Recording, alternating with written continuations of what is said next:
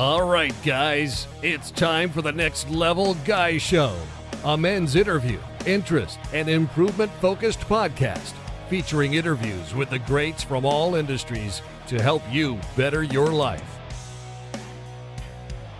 Each week, a new episode features an interview with one of the greats, covering all aspects of their story, from life hacks to tips and protocols that have allowed them to live life on the next level. We then highlight concrete action steps that you can use to improve your life. And now, your host, Ian Dawson Mackay.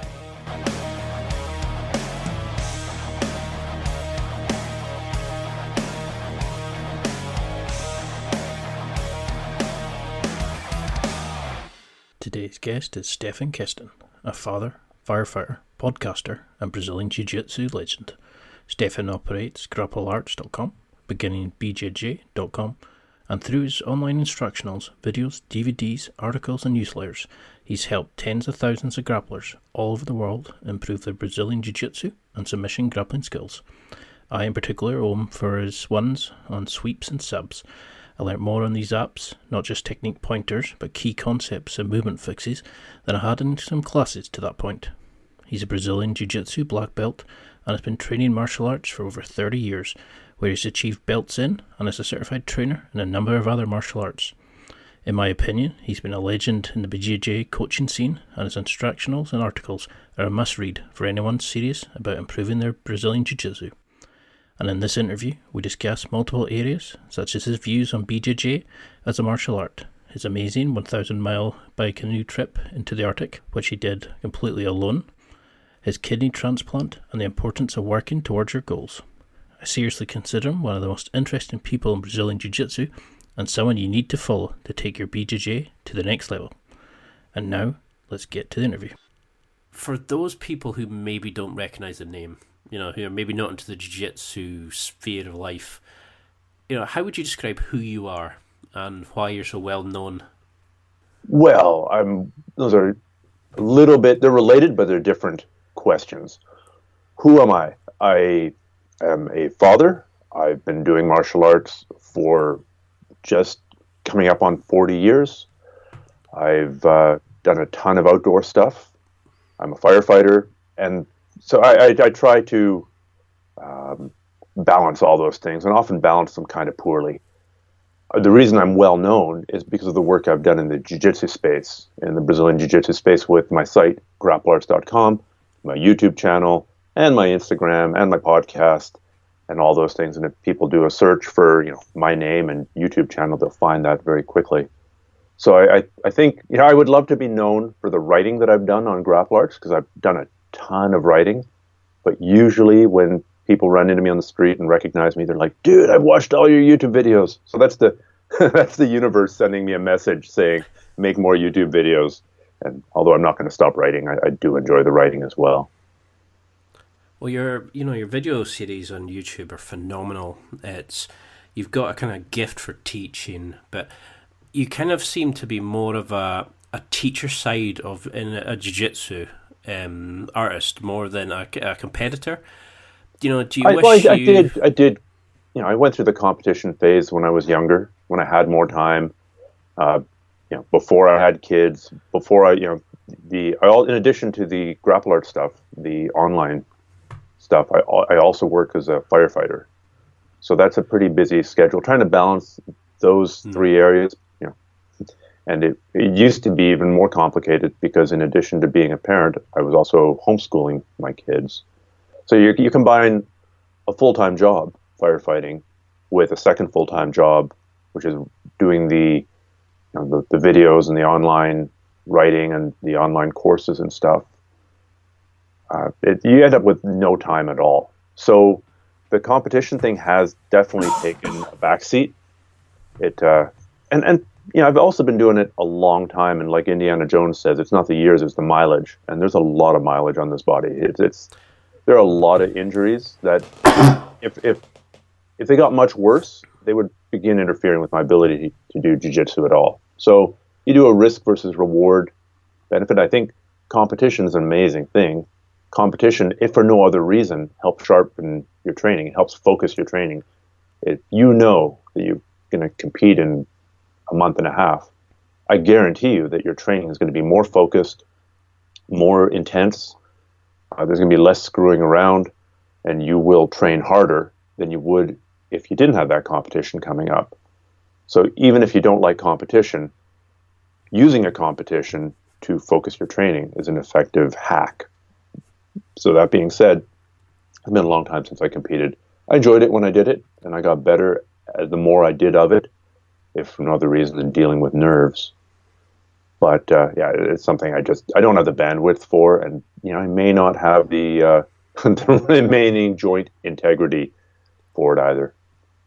I mean, to be honest, it's you're the type of person that whenever somebody's starting new, they automatically get recommended to check out your videos. You seem to have this amazing way of breaking down the concepts of jiu-jitsu and making it so easy for a beginner to pick up. It's like that's your calling. You're passing on the torch of jiu-jitsu and the fundamentals and the concepts to a newbie, and you can't get higher praise than that. I mean, where does this personality come from? I think I've seen you mention in another interview, you've done a Masters of Science. That's possibly where your analytical kind of approach comes from. But were you like this as a child? What was your upbringing like? Did you have a kind of situation where you kind of learned concepts? Because you've talked about learning concepts better than learning tactics. Have you always been that kind of mentality when you come to like sports? I think so, trying to find sort of the underlying connecting theme, right? There are some people out there, and I'm not even saying it's wrong, but there are some people out there who are technique collectors. And we'll just talk about this in the context of jiu-jitsu, but it's true in many other areas of life as well. And they're trying to learn this technique, they're trying to learn that technique, and let's learn 37 different attacks from the guard. Let's learn 18 wrist locks from top position. And that does work for some people. It's undeniable that it works because that's how a lot of people learn it, and that's how a lot of people teach it. I think being exposed to Danny Nosanto and the whole JKD mentality, where there's at least an attempt to organize things and to take a look at the connections, in Danny Nosanto's case, between different martial arts, right? Here's how Muay Thai throws an elbow. Here's how Filipino Kali throws an elbow. Here's how Indonesian Salat throws an elbow. Here's how Bondo throws an elbow. And then you can see the underlying similarities and the cross-cultural differences in those two things. I think that really helped me. And I really appreciated my first martial art was judo. But then I quickly strayed from the path and got into Kung Fu because everybody, when I was growing up, knew that Kung Fu was much, much deadlier than judo. Right? We've been brainwashed by countless Kung Fu movies where one guy defeats 10 guys. And, I was young and dumb and a teenager. Did you have the headband? I'm sorry? Did you have the headband for it? Oh, I went through headbands. Mostly in Kung Fu, we had the black jackets with the frog buttons in the front, right? So we, or depending on what school I was training at, we went traditional dress or t-shirts and Kung Fu pants and Kung Fu slippers, and going from there to a system or an approach where thinking was more welcome, right? Where questioning was inherently part of the process, was liberating. Because in traditional martial arts, you don't ask questions, right? You're lucky if you go and ask one question a month. And the question is never something like, I just don't think this technique would actually work. Because, best case scenario, you're getting kicked out of the school. Worst case scenario, you're getting knuckles to the face. So traditional martial arts often discourage the process of asking questions. And I think martial arts should, in fact, you should be allowed to ask questions. I mean, if you're going to say, I don't think this technique will work, there's probably a more polite way to phrase it. And then a less polite way to phrase it, I would suggest in general that you go with a more polite version, but you'll end up in less death matches that way. So as in terms of where this looking for underlying connections came from, maybe from there. I think to some extent the science background helped, but I think there are in other ways the science background has interfered with the ability to disseminate information online. If you take a look at my earlier videos or my earlier articles, I was still very much writing from an academic perspective. Well, there are 4 ways to apply this wrist lock, and the first way relies on flexing, blah, blah, blah. It's boring. So I think trying to be a little bit more engaging, trying to write in a way that's more internet friendly, that's been a detraining process. I've had to train myself out of what I was taught in academia. Because I work with a lot of academics just now. I'm sorry. I could, well, I certainly know what you mean about that the lack of personality in the writing. Because I suppose you kind of got to be, completely. Well, they're trying to be very precise. They're trying to be very precise, and I've spent enough time around academics that it is what that system encourages, a very rigorous approach where you're trying to be exactly correct. But is it engaging? No. Is it going to survive in a YouTube environment? No. You could be the most correct person, but if nobody's listening to you, then what's your message? How effective is your actual message? I'd rather be, more or less correct in what I say and have people listen and hopefully get off their asses and go train or go start jiu-jitsu or continue, not give up jiu-jitsu or go do something else and push themselves in some way than be 100% academically correct about, well, Stephan, when you say cardio, that's not actually correct because, in fact, you were doing anaerobic training and not aerobic training, like blah, blah, blah. It doesn't matter, right? Call it cardio and we're good. Yeah, it's that kind of, they pick on like such small things and you're like, well, yeah, but, what's the overall message? Exactly. I mean, what's your take then towards jiu-jitsu compared to other martial arts? What was it about when, because you're a black belt in a couple of different martial arts, you've done a lot of cross training, and I've noticed a lot of like the exceptional performers like yourself have done cross training or have a history of variety of sports when they were younger. What was it about jiu-jitsu that kind of made you start leaning towards that wave? What was it about it initially that kind of inspired you to get drawn initially, into it? 100%, it was the undeniable effectiveness of it in a fight, either a consensual fight. Ian, do you want to fight? Yes, Stephan, I want to fight. Okay, let's fight, right? A consensual sparring match or fight or essentially a duel or a street fight type situation. And that was proven, at least to me, by a couple of things. Number one, it was the early Gracie in action videos that came out before the UFC. And it's just old footage of essentially a bunch of challenge matches that the Gracies had. And time after time after time after time, you'd have the capoeira guy do his jump, spinning, flicky kick stuff and then get tackled and it goes to the ground. And the capoeira guy would have no idea what to do. Or some kung fu guy there doing his fancy stuff, waving his arms around, then charge, tackle, or charge, clinch, go to the ground, and lose. Some karate guy would stand there, throw his punches, throw his kicks, and the jiu-jitsu guy would close the distance, either shoot a takedown, go to the clinch, they'd fall over, and the guy would win. So I think it's a little bit less accurate now, but when you're comparing sort of traditional martial arts where people didn't cross-train, the person who doesn't have a background on the ground is at a humongous disadvantage. Not all fights go to the ground, but most do.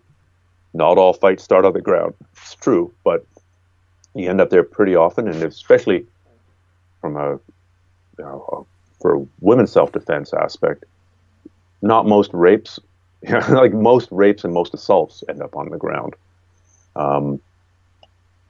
So the undeniable effectiveness of grappling in a combative sense was the thing that drew me to it first. at a larger level, it was also the testability of it, right? Coming from a background in both traditional martial arts and more modern martial arts, but you throw a punch and then I'm going to do technique number 3. I'm going to block here, I'm going to block here, I'm going to hit you here, I'm going to kick you in the leg, I'm going to take you down, I'm going to use this arm lock to break your arm, and then I'm going to finish you off with a hammer fist to the solar plexus, or whatever. That's all well and good. But at the back of your mind, you're always going, well, is this actually going to work? Is there a way that, it's too deadly to test because you're not going to let me, hammer fist you in the balls if we're really sparring. And the funny thing is, the techniques that we were shown, the ones that we could spar, they very rarely came out in sparring. Basically, if you put gloves on people and let them hit each other for real, it very quickly devolves to look like sloppy boxing or sloppy kickboxing. So that the testability of jiu-jitsu, where, I think I've got a better way to open the guard. I think I've got a better way to escape the armbar. We can test it at nearly full resistance. You can really try to keep your guard closed while I really try to stand up and break your guard open, and we'll have an answer. After 10 minutes of trying, and if I go with a couple different people, I'll have feedback. Again, this is the second time I've used this phrase. I'm not actually a new age flake, but you'll have feedback from the universe as to whether your brilliant idea is going to work or not.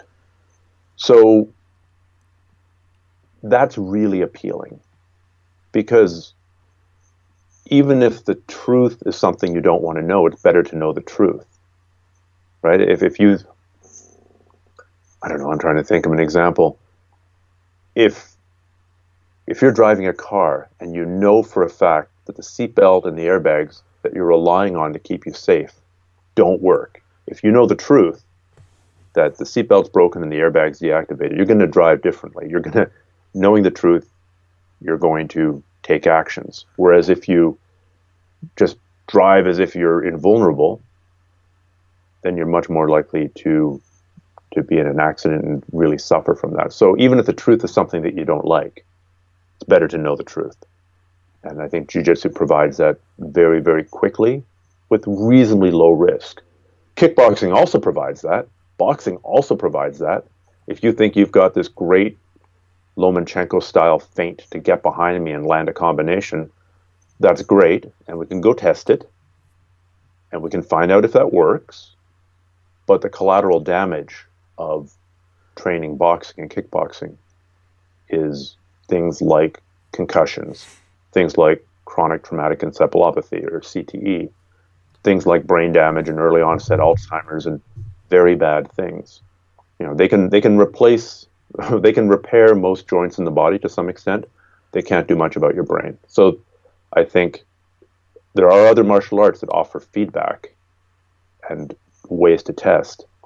But I think in general, jiu-jitsu is a reasonably safe way to train at almost full power and be reasonably safe in the process. Because that's the thing, the saying to it is, everybody's got a plan till they're punched in the face. Yes. And jiu-jitsu is one of those that lets you go almost full force and intensity, but well, that was not Mike come away Tyson with said that, wasn't it? And that's what I liked about it, is like it allows you to actually mimic a fight, but controlled enough. It lets you get into that sort of primal identity, that kind of outlook, that psychological outlook, and be in the moment and all that kind of stuff, and dice it with death almost, in your head. But you're always in a safe environment, a controlled environment with a way out to stop it and stuff. And yeah, it's called tapping out. Which is not to say. Go ahead. Oh, sorry, I was going to say, do you think that's what attracts a lot of guys to it? It's that kind of, because we don't have that rituals anymore to become men, because we don't have our major wars anymore, because we don't have the challenges our grandfathers and stuff had. We need a kind of a fight almost. We need a challenge, a deadly opponent to kind of feel connected to the world, or to feel masculine even. I've definitely riffed on this topic before, and I think for a certain personality type, it's 100% correct. Whether I believe in the idea of creating challenges for yourself. Now, I mean, obviously I'm biased towards jiu-jitsu, but it doesn't really matter. If your goal is to go and run a 10K every week for a year, right? That is setting a challenge for yourself. And it's going to be reasonably difficult, and there is a chance of failure. You could get injured. You could decide that you'd rather Netflix, binge, and eat Doritos on the couch, because that is, in the moment, more fun than trying to breathe when your lungs are burning, when you're running and the weather's cold, right? Sounds like a normal training session for me. Yeah. I mean, eventually that becomes, you start taking a grim pleasure in that, but initially it's quite difficult. So it's a self-imposed challenge. Going and mastering jiu-jitsu is a self-imposed challenge. And there is, I thought about this in the context of rites of passage, right? As you kind of alluded to, historically was a very different time. Historically, there would be a time when a boy became a man, I don't know, when you went on your first raid, or when you crossed the equator with the British Navy, there was a ceremony, or if you were a young Spartan boy, you'd be kicked out of the community and hunted. Or if you were a Native American, I mean, you can't lump all Native Americans together because there were hundreds of different tribes with hundreds of different procedures, but at least some of them had some kind of vision quest moment when you would leave the tribe and you'd be out there on your mountaintop or in your cave and you're left alone. Right? It's inherently a bit more of a dangerous situation. You don't have the tribe to back you up. So there is danger, and there's a chance of failure. And when you come back, you're different. And we don't, for the most part, have this in Western society very much. I think people who join the army might have that. I have not been in the army, but I've gone and created that for myself when I was younger, both through jiu-jitsu and through really extensive solo canoe trips. I think women, historically, probably their rite of passage was giving birth. And I'm not an anthropologist. I don't know. This is just me speculating wildly. But, by the time that most men were going through this rite of passage, whether it be some kind of horrific African adult circumcision ritual where you weren't allowed to flinch or you'd be kicked out of the tribe, women were going through and having, giving birth to their first kid, which, would probably function as the same thing. It's difficult, it's painful, it could fail, you could die, and afterwards you're not the same as you were before. So I think people seek out things like jiu-jitsu because it does, as you pointed out, get to that primal. It's very primal, right? If you and I are wrestling, even if we're wrestling, lightly and having fun, and not every match is a death match, and not every match, well, no match you're really trying to break my arm, except maybe if we were in competition. But your body doesn't know that, your mind doesn't know that, and your ego doesn't know that. It's like, no friggin' way am I going to let Ian do an arm drag and take my back a second time this match. That's just not going to happen. And so we get into this, and what's more primal than wrestling? Every culture has a wrestling type of martial art. What do little kids do when they get together to play? They end up wrestling on the floor. What do adults do when they're sufficiently drunk? Especially adult males at a barbecue, they probably end up wrestling or shoving or jostling or. It's just such a primal way of, feeling your oats, and essentially it's a dominance game, I guess, right? A hierarchical game that you're trying to figure out. Well, he's better than I am in this, but I'm better than this guy. It's a very, very primal thing, and so I do think because it's difficult, because it can be painful, because you can fail. It does meet all those criteria for a meaningful, substitute for war, a meaningful substitute for, getting circumcised as an adult without anesthesia. I would rather do jiu-jitsu than go through that. Well, I mean, this is why I find you one of the most interesting people in jiu-jitsu. Everybody else I would find would be talking about arm locks and oh, I'm doing this to compete, and maybe they talk about a bit of psychology on that, but you kind of go on a much deeper level. You've got such a warm and friendly way of doing it, but you really kind of go into a very deep philosophical approach, very analytical, and the real reasons behind a lot of the ways, and I think that's why it draws a lot of people in. I mean, would you say, in the sense that jiu-jitsu saved your life, during the time you were going through the transplant, your recent trip, that sort of thing, was your use of martial arts, do you think that benefited you, that kind of helped you during that difficult time in your life? Okay, so what you're referring to here is the kidney transplant that I went through about 4 years ago, correct? Mm-hmm. Okay, so for people who don't know, I was born with a kidney condition that gradually, if you want to get technical about it, your kidney is made up of a whole bunch of little filters, thousands of little filters, and it filters your blood. And unfortunately, in my case, each occasional filter decided to turn into a big balloon instead. So instead of having my kidneys weigh about 1 pound, by the end they weighed about 10 pounds and we're down to about 12% function. So that I would have died, right? In a previous era, 50 years ago, 100 years ago, 1,000 years ago, or even if I had the misfortune of being born in not as developed a country as Canada, or somewhere else in Europe or in the United States, if I had health insurance, I'd be dead. Mm-hmm. So, first and foremost, it's medical science that saved my life. Now you're asking. My mum had a similar thing. She had severe liver damage when doctor gave her out of date medication. Oh no! And when I listened to your amazing podcast, on what you went through, it is breathtaking to see the items you went through and the strength that you had from it. It was a phenomenal video. That, I mean, yeah. The martial art, to get to your question, the martial arts training for sure helped. If nothing else, to be stoic about the whole thing and to try and remain rational. Right? Like, you're going in for surgery. It's either going to work or it's not going to work.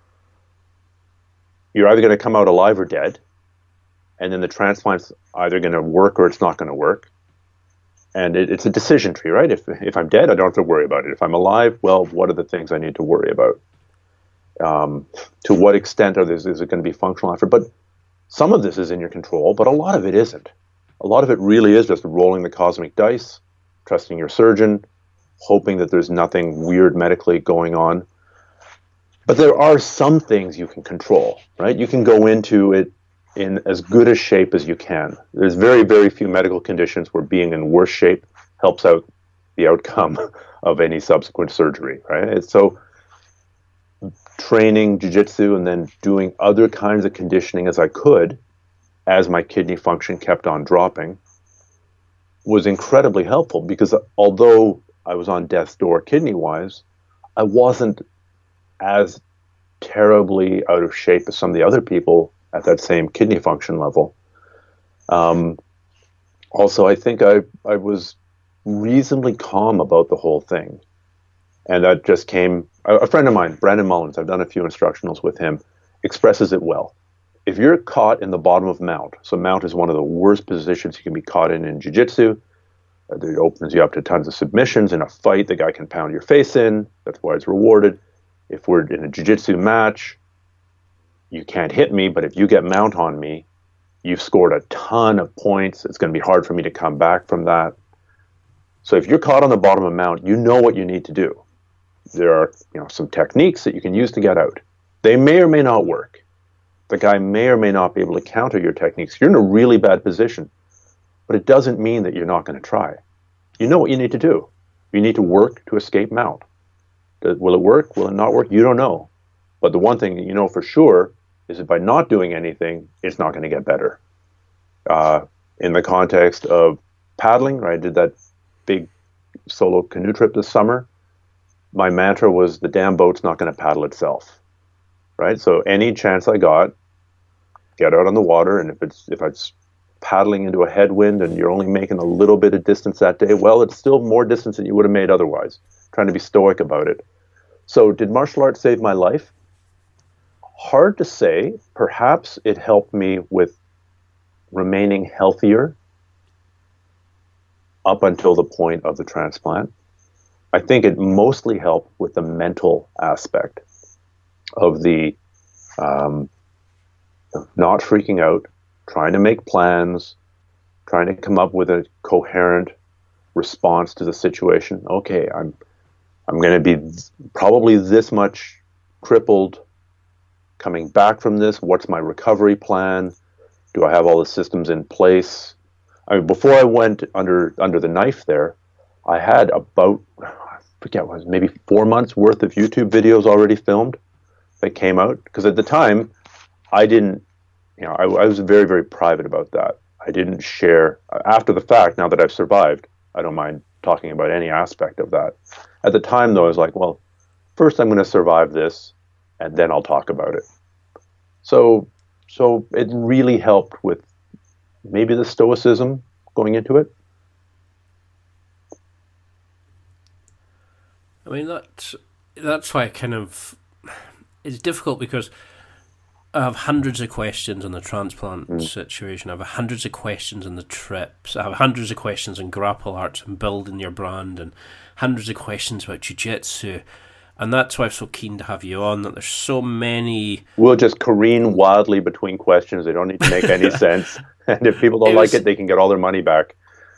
It was hard to kind of find a segue there, because I was so interested in your approach to Jiu-Jitsu, but I also wanted to talk about the transplant situation. I'd already thought, oh, this is at least 3 podcasts worth. I mean, that's why I found, like, the videos you put out are phenomenal. Like, you go into such a deep level, you're very vulnerable, you open up about it. Were they difficult to make?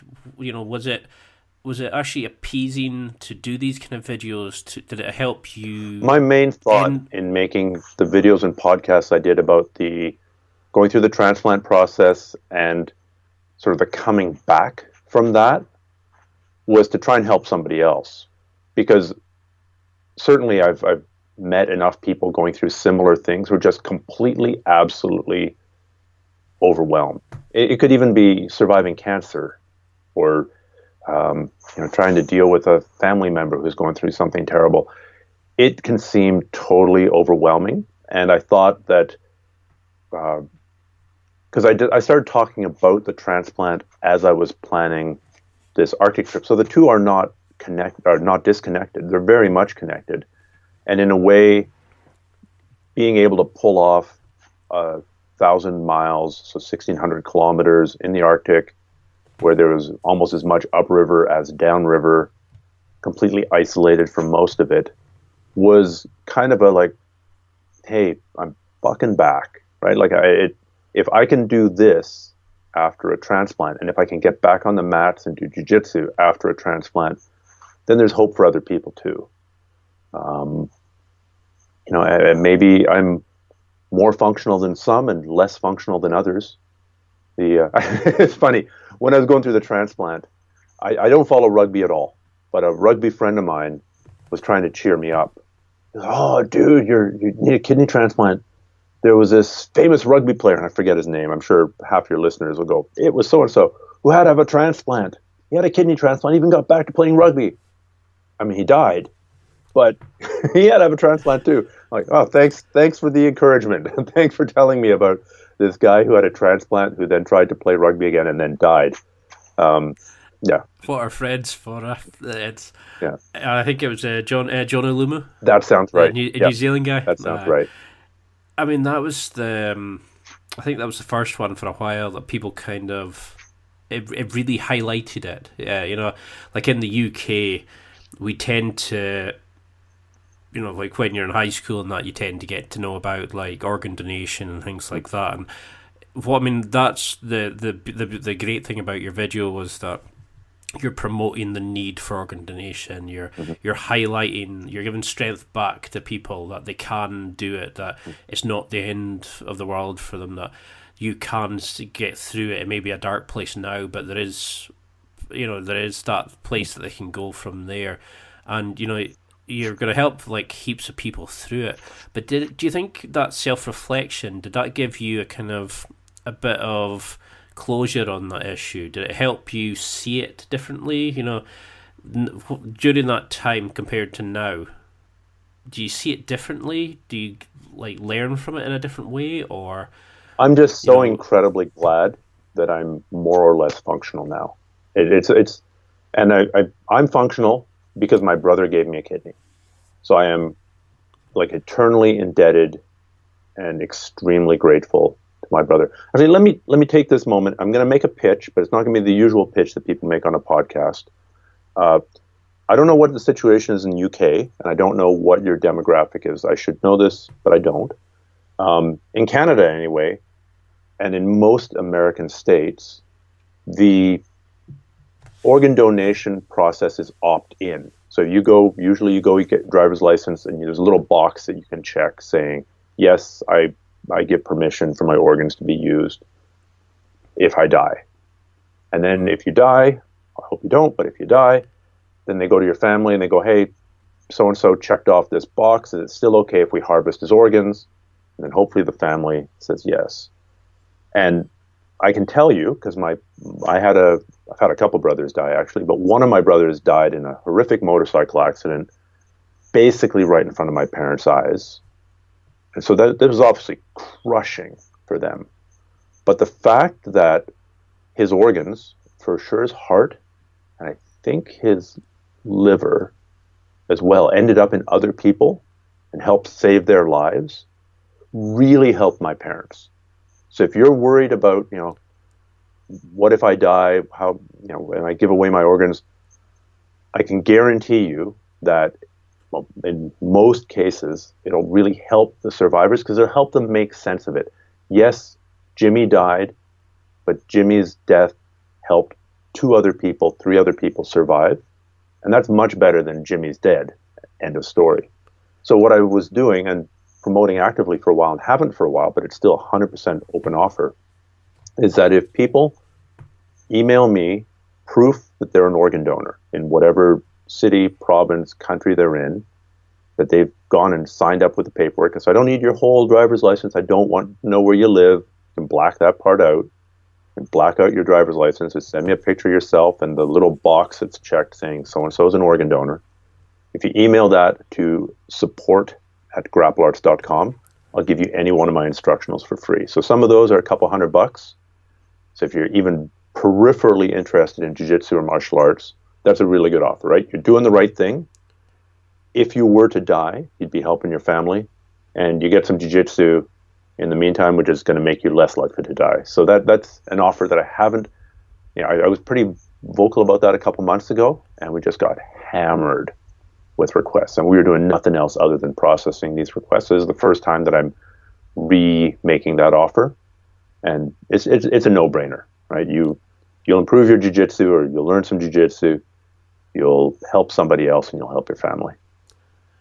Because that's something I remember we always said, when we were in school, was that you can't take it with you. Yeah. And the thought of like being able to change somebody's life, to give somebody a second chance or to save somebody. And I've always said, they can take anything they want from me as long as it's not pickled or buggered in some way. They can have it. For sure. Like, and you can say, is this for transplant or is this for research, right? If I think research probably gives them a little bit more latitude to, pickle your pecker and stick it in a jar and have people come by and comment, have medical students come by and comment out. But if you're just talking straight donation or transplant, like that's fine. And strangely, making this offer months ago, a whole bunch of people came and said, well, yeah, but what about, like, is an ambulance or a hospital, once they see that I'm a donor, are they going to take as good care of me? It's like, 1,000% yes. I work as a firefighter. We go to tons of medical calls. We work with ambulance people all the time. Never once in 20 years of doing that, 21 years of doing that, have we ever taken a look at organ donor status before deciding whether or not to take care of you or not take care of you. It's just so totally not an issue. I mean, that's the bit that scares me. Is these like people in America who are going, "Oh, socialized medicine, no, it's complete nonsense." We have the National Health Service in the UK. It might be a bit crazy in the waiting list for some operations and stuff, but you can walk in and get seen by a doctor. You can get the X-rays for free. You're not going to go into like thousands and thousands of pounds debt. And it comes out of the taxes. We all pay into it, and we all use it as we need it. It helps save lives, and that scares me to think like some people are sitting waiting for treatment. They can't get it because they don't have insurance in America or somewhere like that. It's insane. And I'm on a fair number of podcasts, and so this topic of transplants and medical systems comes up semi-regularly as I am a guest on other people's podcasts, and I find it really hard not to give a little rant about so-called socialized medicine, because of course we have that in Canada as well. And yes, 100% there are problems with it. Percentage of Canadians who would prefer to abandon this system in exchange for a more privatized system, I'd say is like 10%, maybe 15%. And they're only the rich people, or the people who are delusional about their own state of health, because it can all go for a giant crap instantaneously. Hey, you're 30 years old, and guess what? You've got cancer, and if you pay for this yourself, it's going to be hundreds of thousands of dollars, and you're going to carry this debt with you for the rest of your life. I paid my taxes, so that is ultimately how this got paid for. But in the heat of the moment, when I was less able to work than I ever was, I think I paid a couple $100 of parking fees, because I had to go regularly to the hospital and to the clinic to get checked up on. That's not free parking. So I was paying, I think, $18 a day for parking on the days that I had to go there. And that's it. I'm totally happy to pay that parking fee in exchange for not coming out with hundreds of thousands of dollars worth of debt. And people have done some pretty convincing analyses to say that it's actually a more efficient per dollar spent. You actually get more medical care in a socialized medicine context than you do, which is not the story that's promulgated by a lot of the healthcare providers in the States.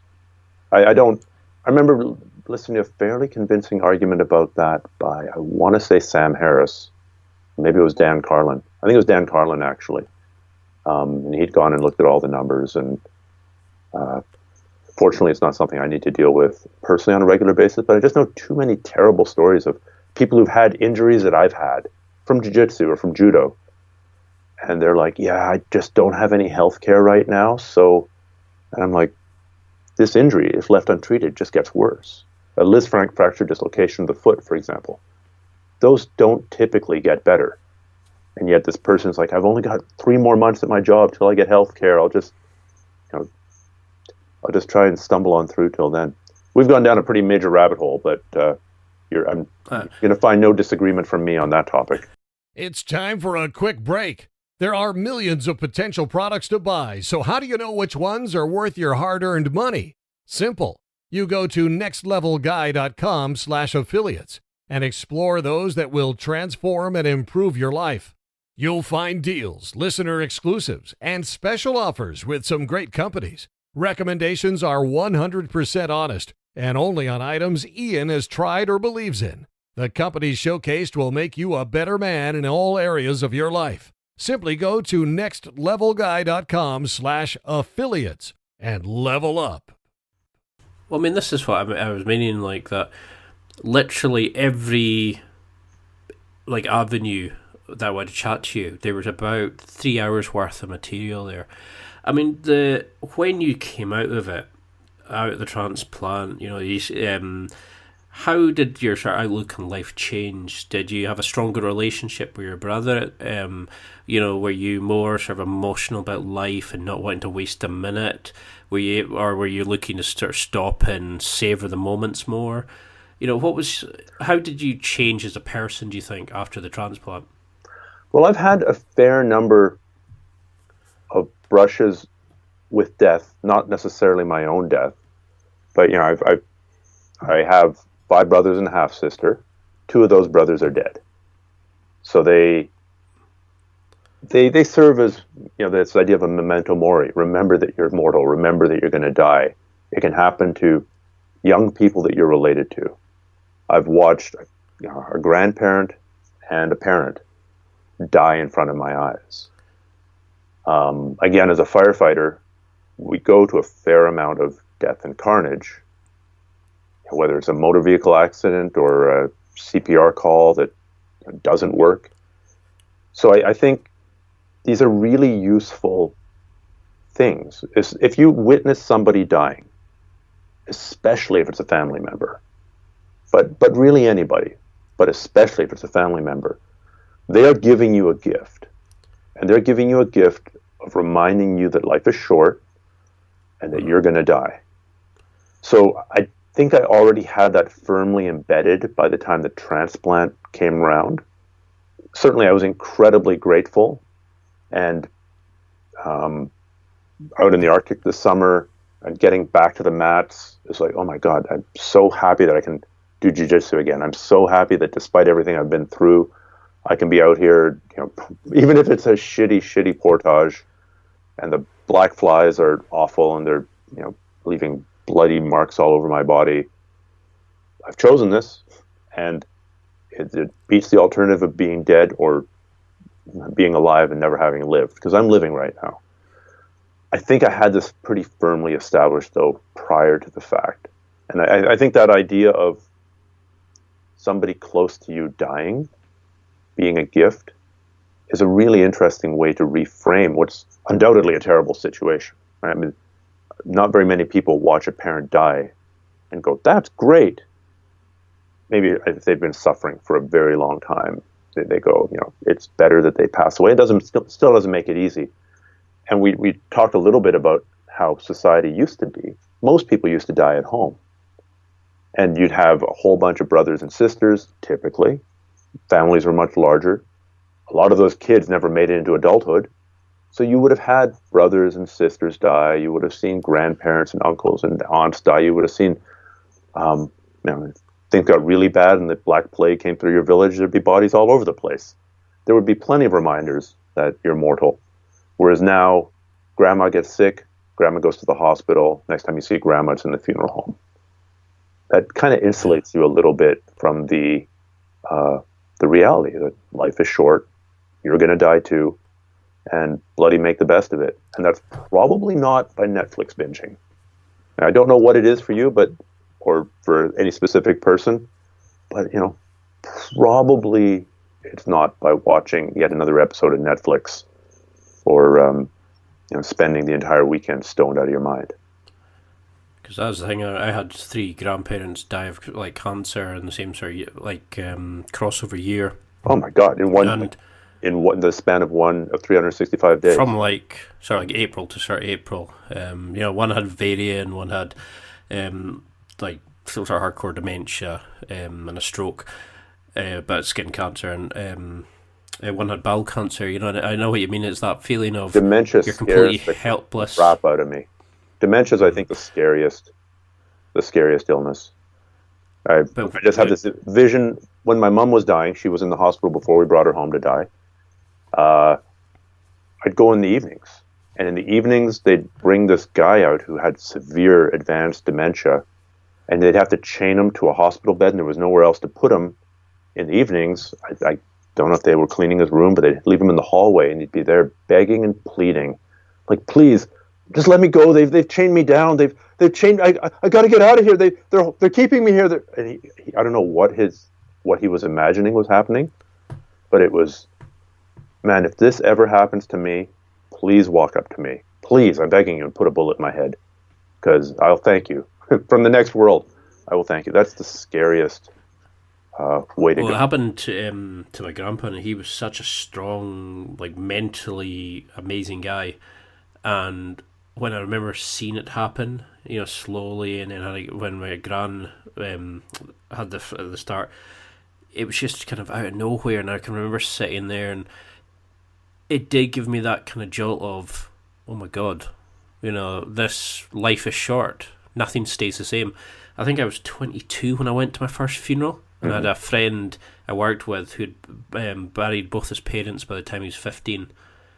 You know, I think that's the thing, like you're saying, is we don't always get that kind of awakening, that kind of reminder that life is fleeting. You know, because we can order a date online, you can order food to your door, you can order a taxi to the bar and then a taxi home. You know, you don't need to actually do anything. We don't have our challenges. I mean, do you think that's why you did your trip? Was it your kind of your pilgrimage, your ritual, your kind of reminder that you were alive after the transplant? Definitely a strong element of that. I mean, to be fair, I'd been looking at that region of Canada. I don't know how well your listeners would know Canada, but there's a great big, imagine it a giant square with a great big divot taken out of the top, and that's Hudson Bay, right? So that's connects to the Arctic Ocean. It's salt water. Like many places in Canada, it's named after a Brit who came over and then died. So that would be Henry Hudson would have explored that bay for the fur trade, I believe. It's gigantic. And so if you go just west of there, there's an area known as the Barren Lands, where there's no roads for thousands of kilometers. It's tundra. It's Arctic tundra. This is where the Inuit used to build their igloos and live out in the land and chase caribou. And there was an old route heading north through that area that I've been aware of for 25 years. But there were other trips to do, and then life got busy, and it's tough to take 7 weeks off from life in the middle of the summer. It's especially once you have kids. Hey kids, I'll see you in the fall. Bye. Hey ex-wife, I'm sorry I divorced you. Do you mind taking the kids for the whole entire summer so I can go off and do this thing by myself? So I was pretty verbal about the debt that I owe to people. Yes, I did this trip by myself, but it still relied on other people. It relied, first and foremost, on my ex-wife to take the kids, and I'm really grateful to her. And it took a lot of work to build up to that relationship. We're not in a relationship, but we have a relationship where that was even a possibility. So this is my thing to anybody who's divorced. Treat your ex-wife as nice as you possibly can, even if you don't feel like it, because you never know when you need her help to pull off that trip of a lifetime, whatever that is for you. If you want to go visit the pyramids, or you want to, cycle around France, or go hang out in Fiji for a month, you'll need somebody's help to do that. So yeah, I had been looking at this area, but then having survived this thing, it really brought it home. Like, dude, you're 50 years old, so I'm 50, and you're physically in the shape that you can do this now, and who knows what the future brings, right? I hope everything goes fine till I'm 185. Odds are against that. So now's the time to do it. So if I can seize the day at this point, after waiting for 25 years and building the relationships I needed for 25 years and figuring out how to get time away from the fire department for, that took a lot of setting up too. The logistics of something like that are immense, and the stars really did have to align. So on the one hand, I'm a huge fan of do it now, right? If there's an opportunity to do something, you're usually better off to go and experience it, to taste it, to try it, than spend tons of time debating it and analyzing from every angle. But sometimes the really big goals, they do just take time. There's a very, very large number of smaller steps you need to pull off. But for sure, the wanting to sort of prove to myself, if nobody else, that I could still do this, and and I guess proving to other people that yes, just because you've had something as major as a organ transplant, that it's not the end of your life, right? You can go on and do amazing things, whatever that amazing thing is for you. So, what would you want people to remember from this?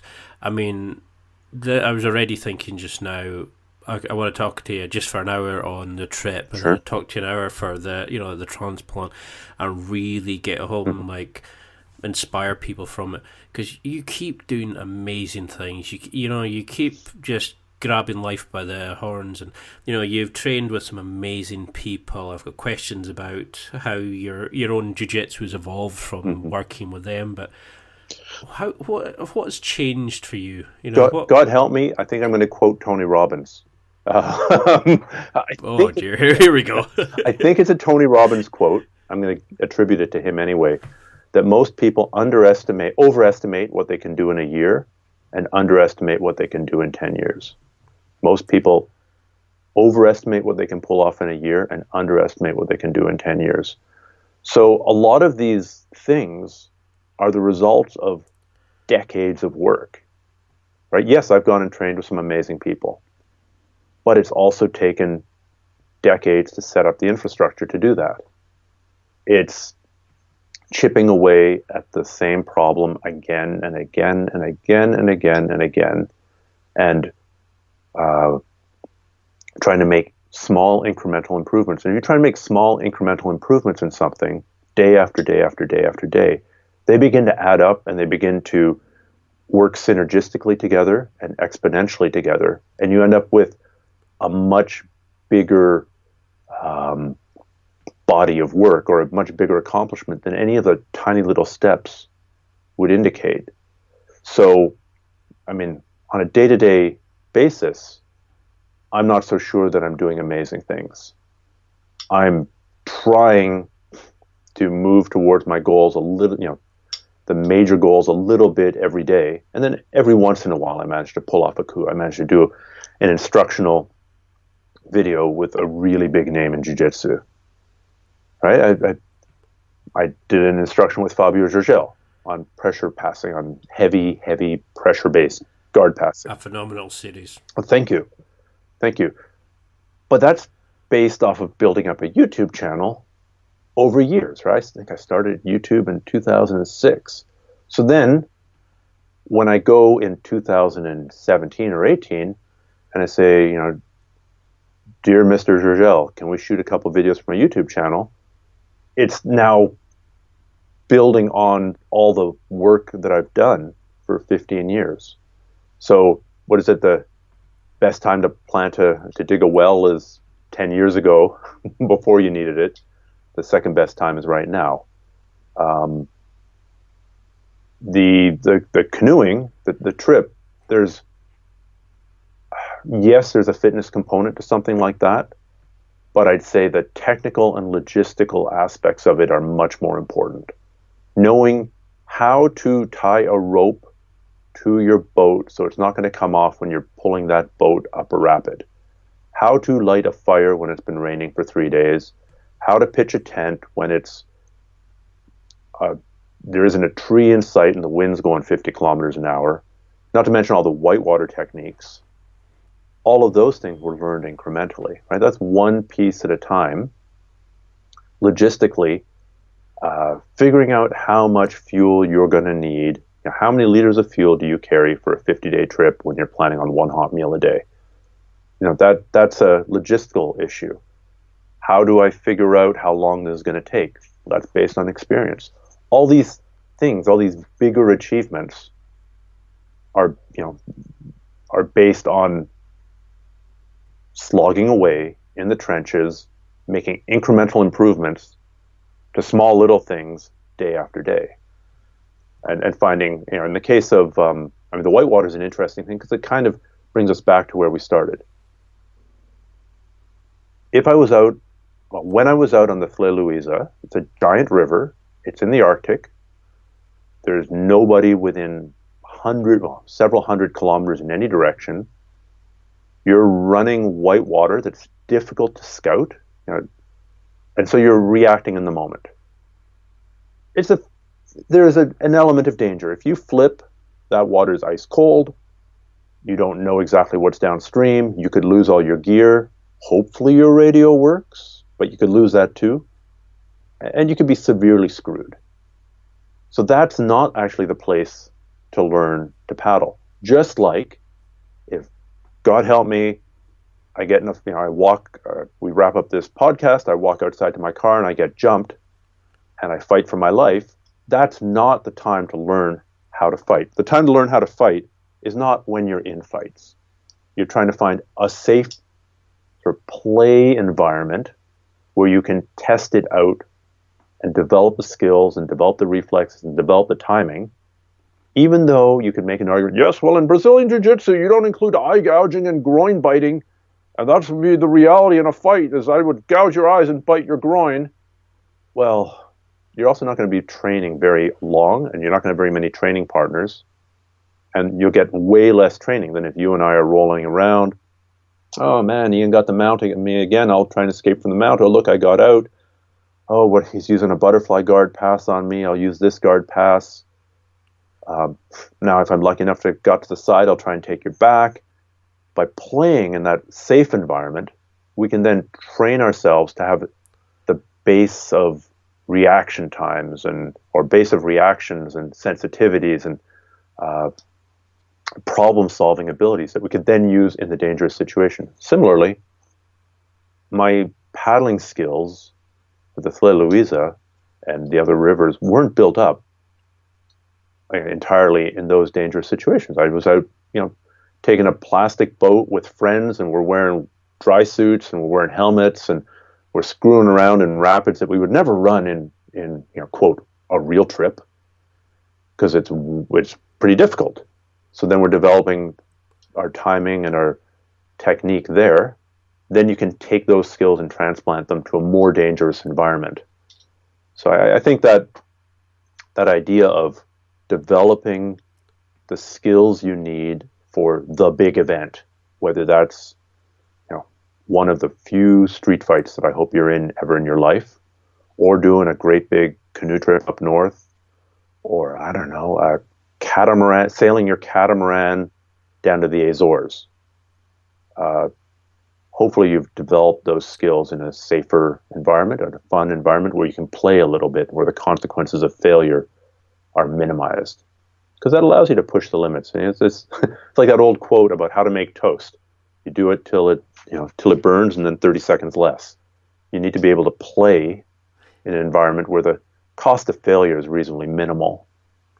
And then you'll develop the skills that you can then, with slight modifications, deploy in a real situation. I love that, because I actually have a question that was saying, do you see a likeness to your trip to Jiu-Jitsu? The problem solving, the challenging and fluid changing environment, the dangers of the water and wildlife, being like the dangers of getting choked out, the isolation, being like your own development, the danger side of it linked to like your job and stuff. And I think you just put that very articulate and very kind of beautifully put that. Well, we look at these sort of things as amazing and life changing, and to you they're just events in your life, and we think that we should be doing all these things now, where, like you're saying, these are kind of like 10 years in the making. And what would you, I know we're coming up to our time limit just now, but what would you want people to remember? Because we've got to go on and go into proper detail about everything. Mm-hmm. And I find you such an interesting guy. You've made my jiu-jitsu like 1,000 times better. Well, thank you so much. I've been a subscriber for years. I don't think I could have found a better coach at the start. You really helped me out, and your series is on my phone about like your submissions with the Brandon Millens. I've looked at your different guides on the fundamentals, and every time I watch it, even now that I'm like quite high up blue belt, I can go back and find out something else. I can see them on different levels. Well, that's the thing. It's never. I mean, when I get my black belt, then I'll know everything. Bullshit.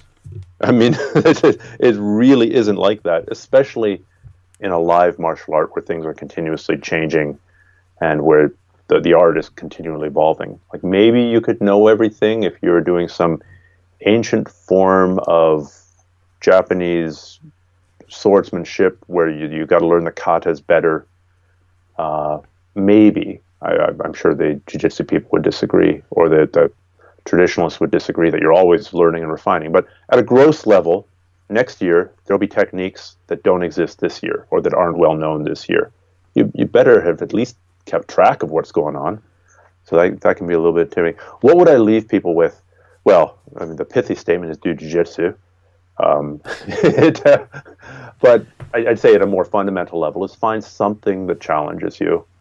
And, yes, I would prefer for it to be Brazilian Jiu-Jitsu, but it doesn't really matter. It could be trail running. It could be trying to become the very best grower of roses that you can be. You could be going deep into, I don't know, raising honeybees. I don't really care. Like I think it's very important that people have physical outlets, because so many of us lead sedentary lives now. So in that sense, jiu-jitsu would be better than raising honeybees. So ideally, raising honeybees and working on your 10K time, or raising honeybees and deadlifting. But find something that challenges you. I think we are physical beings. We've evolved over, well, billions of years, but human beings have been around for a couple 100,000 years as anatomically modern human beings. Most of that time we've been out doing things in our body, and now most of us sit behind a screen for huge parts of the day, except for the parts of the day when we're driving our cars or sitting on the train. I think to feel alive, you need to find a way to challenge yourself physically. So go and try out a CrossFit gym, go and do a jiu-jitsu class. And people are going to say, well, I don't know what CrossFit gym to try, or I don't know what jiu-jitsu class to try. Well, remember what I said, that it's much better to go and taste something than it is to spend endless time analyzing and researching. I mean, yes, you should analyze and research too, but if there are 4 CrossFit gyms or in your neighborhood, go and try them all out. The value of experiencing that firsthand for an hour and seeing, oh, this instructor's a real jerk. Oh, everyone here seemed really nice. Or going and trying each of the 5 martial art gyms within, I don't know, a 20-minute radius of your house or half-hour radius of your house. You'll know much more at the end of that process than you would ever learn by looking at every single Yelp review and every single Google review and, Googling what's better, Brazilian Jiu-Jitsu or Hungar Kung Fu. Right? Somebody will have pontificated about that, but they have an agenda. Go and experience it. Go and feel it, and then make your decision. So find something physical to do, especially if your job is mostly sitting in front of a screen or driving a computer. Yeah, it's almost like, go and get an experience, go and do something and actually enjoy life and do something in life rather than stagnate in front of a screen. Everybody, I stagnate in front of a screen too, right? Like, how did I build Grapplearts? I sat in front of a screen typing away at 2:00 in the morning to write an article, to edit a video. I'm not saying but you're working towards a passion though as well. It is, but you got to just balance it, right? We have mental and physical components, and if you want a spiritual component, although I would, whether you combine that with the mental component is up to you, but you got to feed all those different areas of yourself. So I think most of the people listening to this know that they should be doing something physical. Hopefully, most of them are, and that's great. And then take yourself to the next level mentally as well, right? Even if your job is, I don't know, working in a parking garage, right? You're just sitting there watching cars go in and out all day long. Awesome. First, what can you do to improve that? What can you do to work towards that perfect job? And you've got time, right? You've got time. You can work. You could either just spend that entire time surfing Instagram, or if you're interested in, it's the second time I've used beekeeping as an example. If you read for an hour a day on beekeeping, and then when you go home in the evening, you tend to your hives. I guess that's what beekeepers do.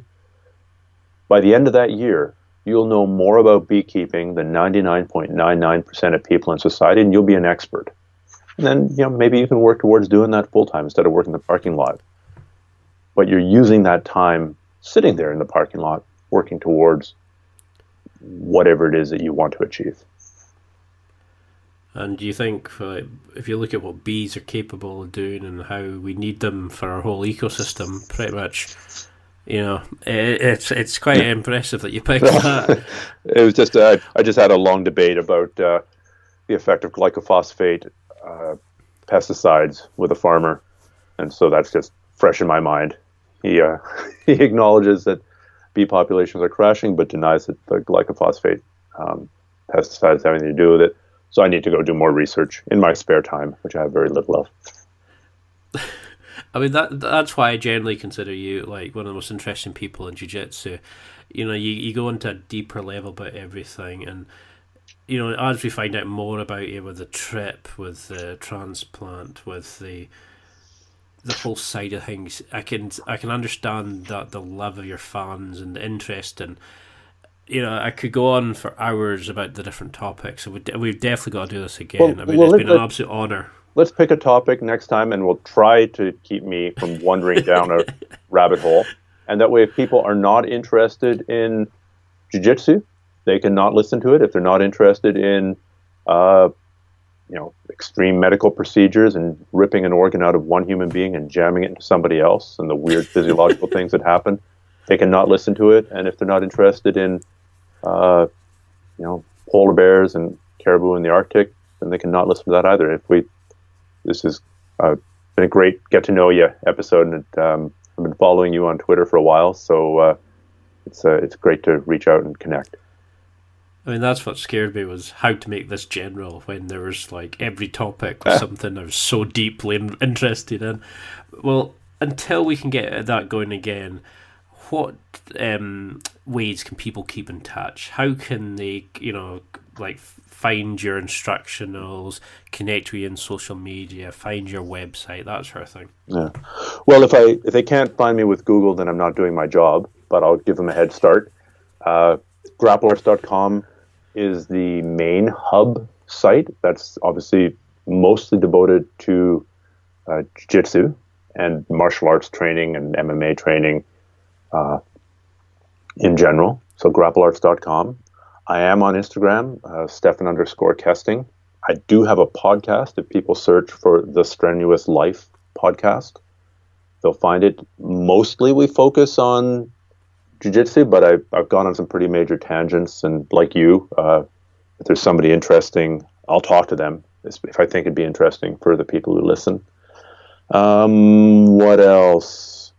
If they're interested more in that Arctic trip I did, if they go to grapplearts.com/solo, they'll find an article. That's a work in progress. It's not edited up as nicely as I would like, because it's basically a bunch of transcribed posts from the field.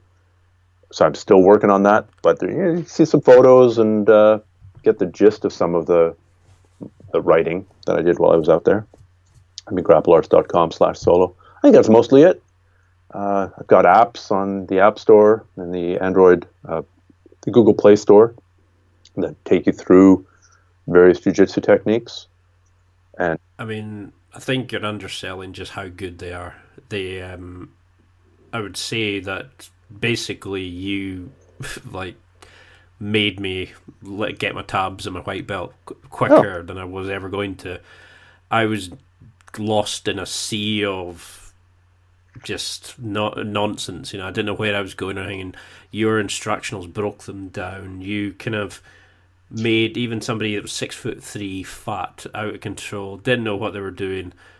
You made me understand jiu-jitsu technique, concepts, your instructionals, your apps are phenomenal, and if you're not using them, I think people are really cutting their leg off. It's your stuff is phenomenal. I'm glad that they helped. I mean, my basic premise is I try to produce stuff that I would have found useful, or that I do find useful in real time.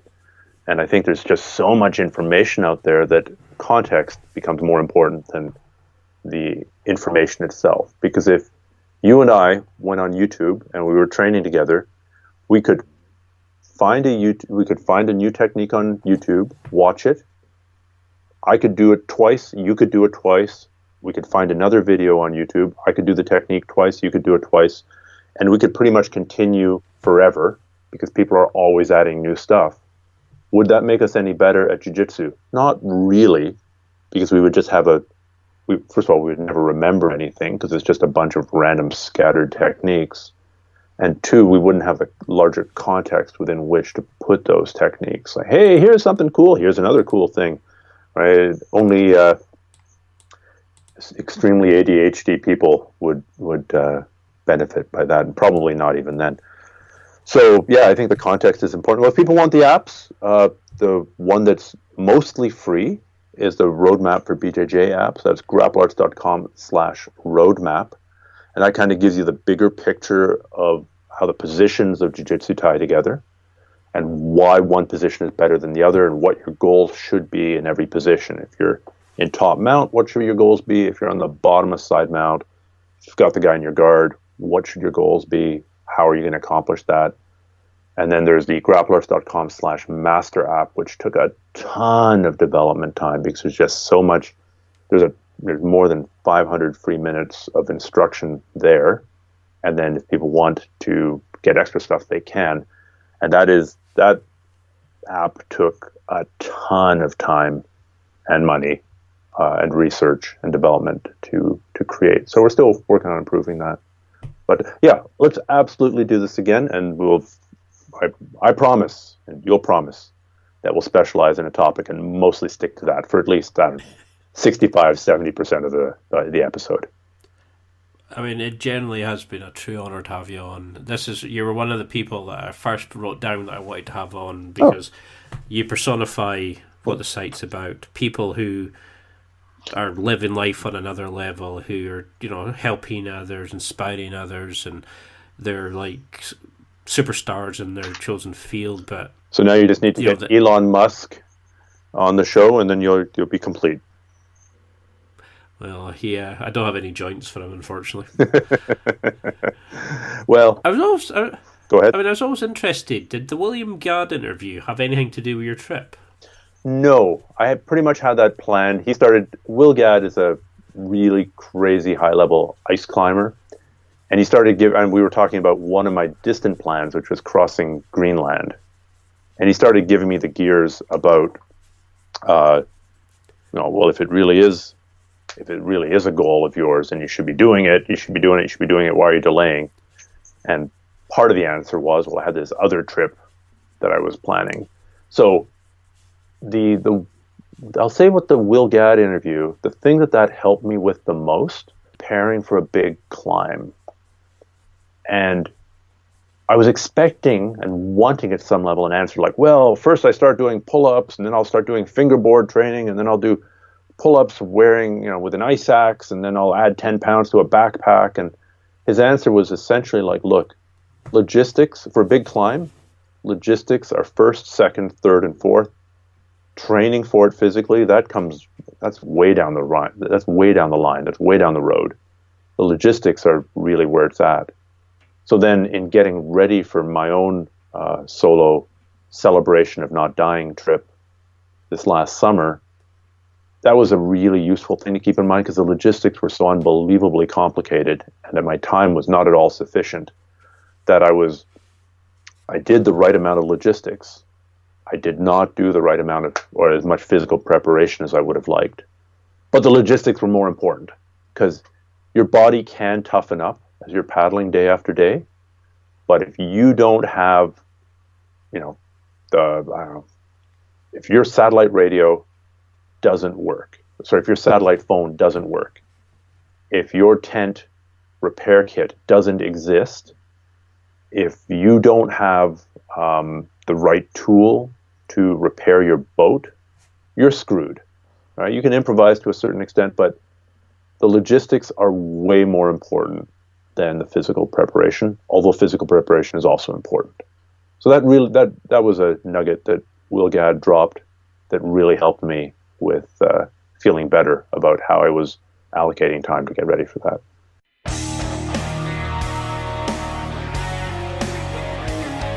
Well, that's it for another week, and thank you for listening. It's now time to take what you've learned and use it to develop and enhance your life with the key points mentioned. Listen, try it, embrace it, use it, and crush it. Now's your time to hit that next level in your life. If you liked this episode, then please leave a comment on the show notes or a review of the show on your podcast platform. Everything helps evolve the show. Until next week, keep seeking the next level in your life.